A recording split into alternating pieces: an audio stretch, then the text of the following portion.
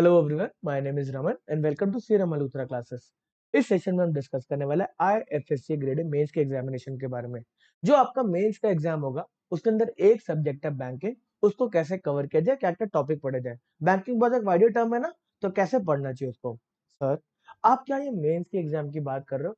अभी हमारा आईएफएससी का प्री एग्जाम फेज 1 का एग्जाम ही नहीं हुआ। तो अगर मैं फेज 1 की एग्जाम की बात करूं तो पहली बात, ये एग्जाम काफी जल्दी कंडक्ट होने वाला है। अगर आज के दिन से बात करूं तो आपको 30 डेज भी नहीं मिलेंगे इस एग्जाम को आप अपीयर होने के लिए, पहले ये एग्जाम हो जाएगा। और ये वाला जो एग्जाम है फेज 1 का एग्जाम है, वो क्वालिफाइंग इन नेचर है। आप कुछ परसेंटेज ऑफ मार्क्स ले आओ, जिसके बारे में हम पहले डिस्कशन कर चुके हैं, तो आप क्वालिफाई कर जाओगे मेंस के एग्जामिनेशन के लिए। और जो मेंस का एग्जामिनेशन है उसके ऊपर मेरिट बनेगी। जो टॉप 60 स्टूडेंट्स होंगे उनको इंटरव्यू के लिए बुलाया जाएगा ग्रेड ए की जॉब के लिए। बात समझ आती है? तो हमें पता है सर मेंस का एग्जाम का क्या रेलेवेंस है, कितना इंपॉर्टेंट है। और मेंस का एग्जाम भी दो पार्ट में डिवाइडेड है, जिसमें इंग्लिश है और आपका पेपर 2 है जिसमें टेक्निकल सब्जेक्ट्स हैं। उस टेक्निकल सब्जेक्ट्स को ज्यादा वेटेज दी गई है, आपके सामने ज्यादा वेटेज है, 2/3 की वेटेज है। अब इसके अंदर जो आपका क्या कहते हैं सब्जेक्ट्स कवर्ड है, वो है IFSC act, union budget, economic survey, banking, capital market, insurance, pension. बात आगे बढ़ाते हैं। इसमें है साथ में Boolean, gift city, gift IFSC, IFSCA, global financial centre.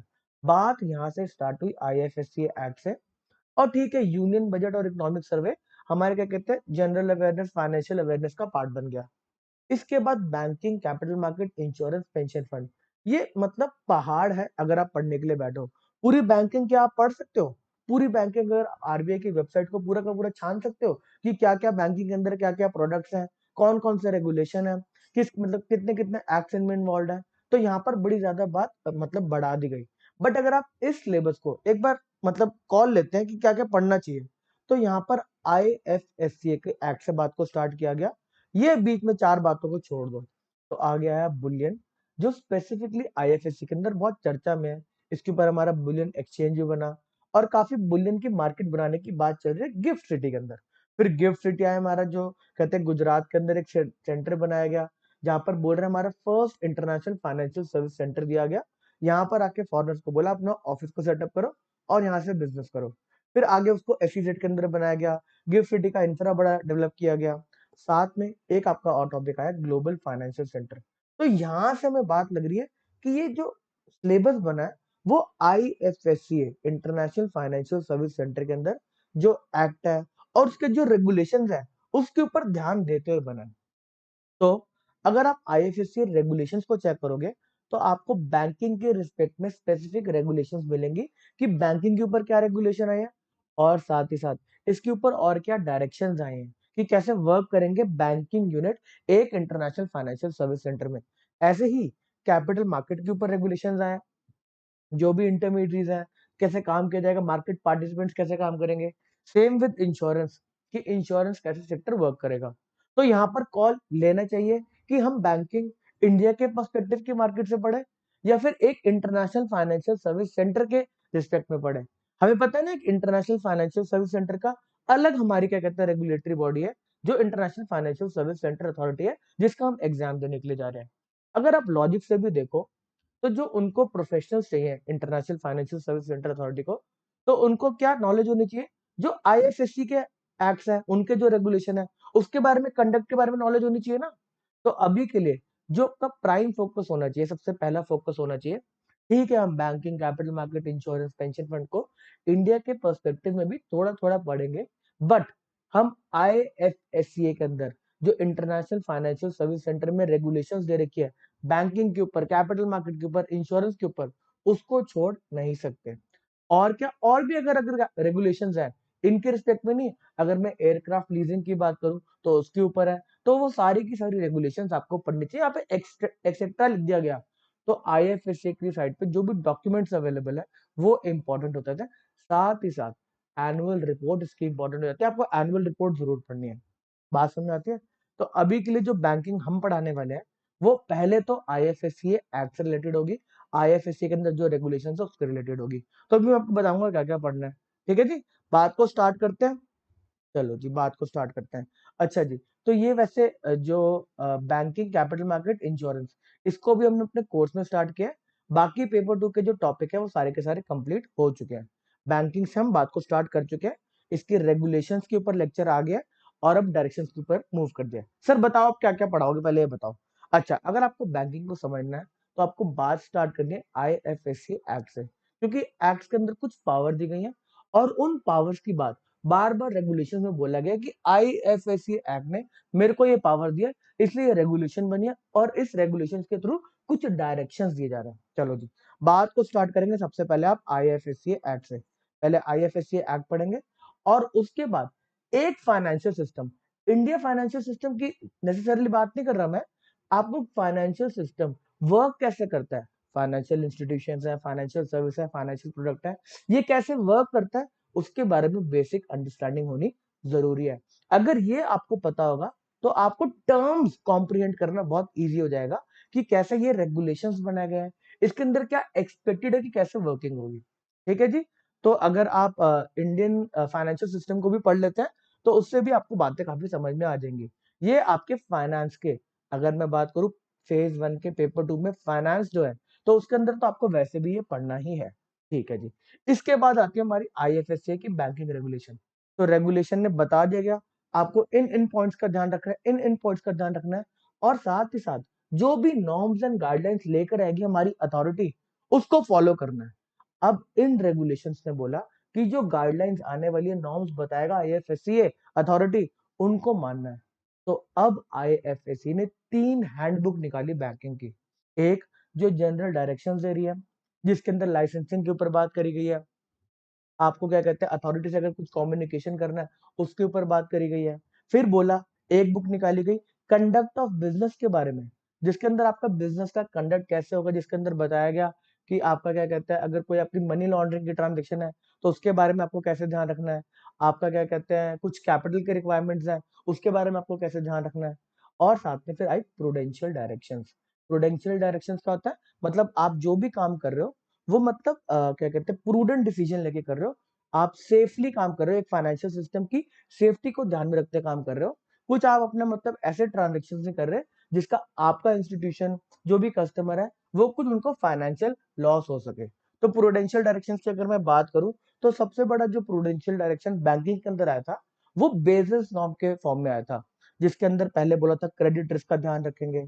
उसके बाद क्या बोला, आपका क्या कहता है जो भी लेवरेज है कि बैंक के पास कितना कैपिटल है उसके रिस्पेक्ट में कितने उन्होंने लोन्स दे रखे हैं, कितने असेट बिल्ड कर रखे हैं। बैंक के लिए तो जो भी लोन दे रखे हैं वो एसेट है ना, तो लेवरेज के बारे में बात करेगी, लिक्विडिटी के बारे में बात करेगी, कितना पैसा उनके पास एट अ टाइम पड़ा होना चाहिए अगर लोग पैसा मांगने आ जाए। तो बेसल नॉर्म्स बहुत ही इंपॉर्टेंट हो जाते हैं। सर बेसल नॉर्म्स क्यों इंपॉर्टेंट हो जाते हैं, तो इंडियन मार्केट के रिस्पेक्ट में, ये सिर्फ इंडियन मार्केट के रिस्पेक्ट में नहीं है, ये ग्लोबली काफी सारे बैंक्स को मानना पड़ता है। बेसल नॉर्म्स चले हैं, सारे के सारे जो सेंट्रल बैंक्स थे वो मिले और उन्होंने बोला कि हमें बैंकिंग के सिस्टम को, एक फाइनेंशियल सिस्टम में बैंकिंग बहुत ही इंपॉर्टेंट पिलर है तो उसको हमें स्ट्रॉन्ग करके चलना है। अगर इस फाइनेंशियल इंस्टीट्यूशन बैंकिंग का डेवलपमेंट होगा तो इसके आसपास सारे के सारे फाइनेंशियल प्रोडक्ट्स डेवलप होंगे। इसके आस बेसिक चीज तो बैंकिंग है ना, अगर बैंक अकाउंट है तभी तो आप और किसी न किसी फाइनेंशियल सिस्टम के अंदर किसी और इंस्टीट्यूशन में किसी और एसेट में इन्वेस्ट कर सकते हो। ठीक है जी। तो बेसल नॉर्म इंपॉर्टेंट हो जाता है, जो भी फॉरेन की क्या कहता है बैंक यहाँ पर आके एज अ ब्रांच काम करेगा, ठीक है जी, तो उसका एक होम रेगुलेटर होगा, जिस भी कंट्री का वो काम करेगा ना तो वो होम रेगुलेटर भी तो बेसल नॉर्म्स को फॉलो कर रहा होगा। जिस भी कंट्री का बैंक यहाँ पर आकर अपना यूनिट बना रहा है हमारे इंटरनेशनल फाइनेंशियल सेंटर के अंदर, तो ठीक है जी, तो बेसल नॉर्म्स यहाँ से इंपॉर्टेंट हो जाते हैं। फिर इस पर्टिकुलर हमारी रेगुलेशन के अंदर बोला गया कि भाई हम रेगुलेशंस दे तो रहे हैं, आईएफएससी बैंकिंग रेगुलेशन ने बोला भाई हम बता रहे हैं को कैसे काम करना है, बट हमारे साथ साथ आपको इन एक्ट्स को भी फॉलो, जिस रिस्पेक्ट में हमने रेगुलेशन बना दी, जो चीज के बारे में हमने लिख दिया आईएफएससी बोल रहा है वो बात तो हमारी मानोगे, जिसके बारे में हम साइलेंट है उसके बारे में आप रेलिवेंट प्रोविजंस फॉलो कर लेना। आरबीआई के एक्ट से, बैंकिंग रेगुलेशन एक्ट से, फॉरेन एक्सचेंज मैनेजमेंट एक्ट से, क्रेडिट इंफॉर्मेशन कंपनी एक्ट से, payment and settlement system act से। तो यहाँ पर इन्होंने इन 4-5 एक्ट का रेफरेंस स्पेसिफिकली दे दिया कि आप इधर से जाके इनके इंफॉर्मेशन को फॉलो कर लेना अगर उस प्रोविजन पे हमारी रेगुलेशन साइलेंट है। बात समझ में आती है। तो ये स्पेसिफिक चीज है तो आपकी IFSEA international financial service centre authority के रिलेटेड इंपॉर्टेंट होगी। इसके बाद मोस्ट इंपॉर्टेंट, इसके बाद जो आता है, ये पढ़ने के बाद आपको करना है बेसल नॉर्म्स को, और उसके बाद आपको इंडियन मार्केट के रिस्पेक्ट में कि बैंकिंग कैसे वर्क करता है, कौन कौन से एक्ट उसके अंदर क्या क्या गाइडलाइंस दी गई है। अब इन एक्ट को पढ़ना ट्रिकी हो सकता है क्योंकि इसमें बड़ी सारी इंफॉर्मेशन अवेलेबल है। तो इसके अंदर जो रेलिवेंट प्रोविजंस है, जो वर्किंग के ऊपर मतलब बात करते हैं, तो उन पर्टिकुलर पॉइंट्स को आपको पढ़ना है। अगर बात करें फेमा, CIC और payment and settlement system act, ये कंपेरेटिवली इजी है। तो बैंकिंग रेगुलेशन और RBI के सिर्फ इंपॉर्टेंट प्रोविजंस को ही आपको पढ़ना है और यही कवर होगा। अगर मैं बात करूं, अगर आप और भी अगर बात करो, तो RBI तो बड़े सारे डायरेक्शंस निकाल रखे हैं। वो भाई उसने क्या कहते हैं, अलग अलग प्रोडक्ट्स के ऊपर बैंकिंग गारंटी के ऊपर अलग प्रोविजन है। ऐसे ही क्या अगर बात करें लेटर ऑफ क्रेडिट, उसके ऊपर अलग प्रोविजन है। क्या हम वो सारे प्रोविजंस को पढ़े? वो तो बहुत ज्यादा डेटा नहीं हो जाएगा। फिर वहां पर क्या कहते हैं, वर्किंग कैपिटल का असेसमेंट है, तो उसके ऊपर अलग गाइडेंस दे रखे हैं। मैक्सिमम परमिसिबल बैंक फाइनेंस की डायरेक्शंस दे रखी है। ऐसे ही कुछ और तो इंपॉर्टेंट डायरेक्शंस हैं, बट वो अगर हम उसमें मूव करेंगे, फॉर एग्जाम्पल अगर मैं बात करूं तो सरफेसी एक्ट कहीं ना कहीं पहले क्वेश्चन आ चुके हैं। साथ में अगर IRAC नॉर्म्स कि आपका एसेट का रिकग्निशन कैसे होगा, एसेट का क्लासिफिकेशन कैसे होगा, इनकम का रिकग्निशन कैसे होगा, ये भी इंडियन बैंकिंग के रिस्पेक्ट में इंपॉर्टेंट है। बट इन कुछ डायरेक्शंस पे आप तभी मूव करेंगे जब आपका ये वाला पार्ट जो सामने आपके ये कवर हो जाएगा। तो बैंकिंग के रिस्पेक्ट में फर्स्ट टास्क हमारा यही है, इसको कंप्लीट करेंगे। इसको कंप्लीट करने के बाद बाकी का भी तो है ना भाई, कैपिटल मार्केट भी करना है, इंश्योरेंस भी करना है। तो IFSC रिलेटेड पहले ये कंप्लीट करेंगे, उसके बाद इंडियन मार्केट पे मूव करेंगे। ठीक है जी। तो आपका जो भी ख्याल है इसके बारे में कि सर ये पढ़ना चाहिए नहीं पढ़ना चाहिए, आप कमेंट करके बता सकते हैं। कि अगर आपको बेटर नॉलेज है कि हाँ सर हम ये कर सकते हैं, ये भी करना चाहिए, तो ऑब्वियसली उस पर वर्क किया जाएगा। ठीक है जी। तो पहली बात तो जो आपका फेज 1 है, पेपर 1 है, पेपर 2 है जिसके बारे में, जिसमें भी टेक्निकल सब्जेक्ट्स हैं, तो वो सारा हमारे कोर्स में कंप्लीट हो चुका है। आप बस लेक्चर देखेंगे, MCQs को अटेम्प्ट करेंगे, उतने में आपका पेपर निकल जाएगा।